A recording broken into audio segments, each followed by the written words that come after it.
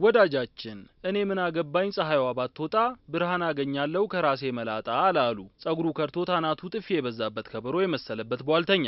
ጃፓናውያን መላጣዎችም የዚህ ሰው ሐሳብ በውስጣቸው ሳያድር አልቀረም መሰል አናታችን ኩላሊት መሰለ ብለን መሳቀቅ የለብንም እንዲያውም ልንኮራበት ይገባል በሚያንጸባርቀው መላጣችንም ለዓለም ብርሃን መፈንጠቅ አለብን እያሉ ናቸው። እናም ይህን ሐሳባቸውን ይዘው በማህበር ሊደራጁ የወሰኑት ጃፓናውያኑ መላጣዎች በፈረንጆቹ አቆጣጠር በ1989 ዓ.ም ነበር የራሰ በራዎች ክበብ የተባለ ማህበር መስርተው ጸጉር ጥሎን ሸሸ ብለው ሳይሳቀቁ እንዲያውም መላጣ ተኮር ጨዋታዎችን ፈጥረው ራሳቸውን ያዝናኑ የገቡት። መገኛውን በሀገረ ጃፓን አኦሞሪ ግዛት ጹራታ የተባለች ከተማ ውስጥ ያደረገው የራሰ በራዎች ክበብ ዛሬ ላይ 65 ጸጉር አናታቸውን ጥሎ የኮበለለባቸውን አባላት አቅፏል። በየዓመቱም የመላጦች የጭንቅላት ገመድ ጉተታ ውድድርን እያካሄደ አባላቱ በመላጣቸው ምንም አይነት ቅሬታ ሳይሰማቸው ዘና እንዲሉ እያደረገ ይገኛል። በደርዘን የሚቆጠሩ ራሰ በራዎች የሚሳተፉበት የጭንቅላት ገመድ ጉተታ ውድድር ደግሞ እንዴት መሰለውት የሚደረገው ይቺ መስታወት ላይ በተለይም የመኪና መስታወት ላይ ተለጥፋ የተለያዩ ጌጣጌጦችን ለማንጠልጠል ጥቅም ላይ የምትውል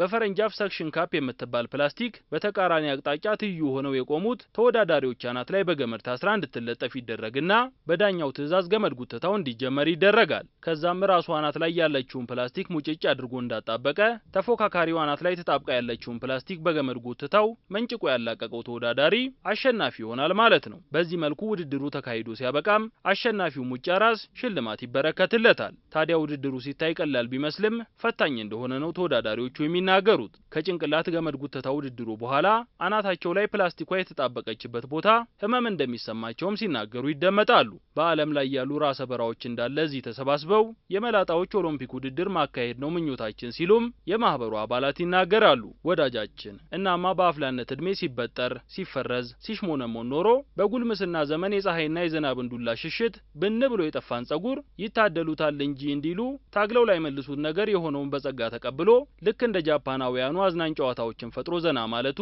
በስነ ልቦና ረገድም በጎ አስተዋጽኦ ሳይኖረው የሚቀር አይመስለንም።